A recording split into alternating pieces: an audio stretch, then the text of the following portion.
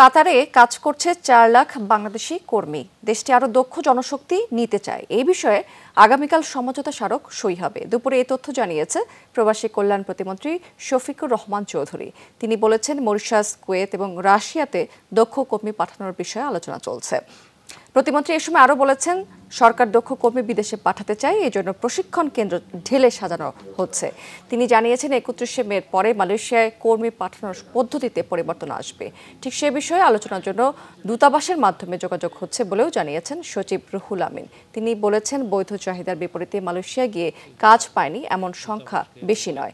শ্রমিকদের প্রতিটি অভিযোগ পর্যালোচনা করে সমাধান দেওয়ার উদ্যোগ নেবে মন্ত্রণালয়।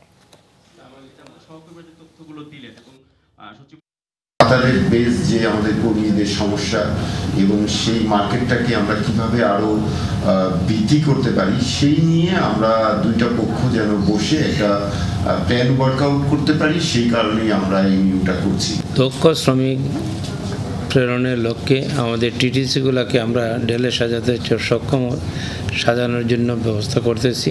দক্ষতা অর্জন করার পরে তাদেরকে যদি আমরা প্রেরণ করতে পারি তাহলে দেশেরও সুনাম।